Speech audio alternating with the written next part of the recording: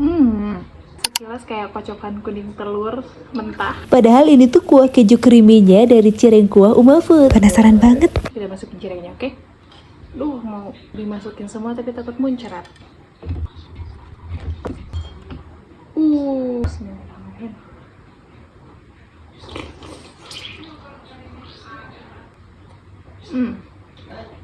Ini yang isi janduk, walaupun cirengnya kecil-kecil tapi isinya penuh loh.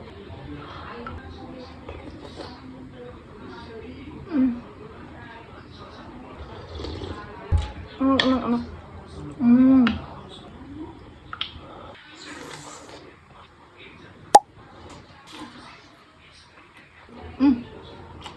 Semua isiannya tuh full deh. Mana kuahnya creamy banget soalnya ada kejunya kan. Tapi nggak bikin enak, malah jadi gurih loh. Klop banget, creamy gurih ditambahin chili oil yang pedas.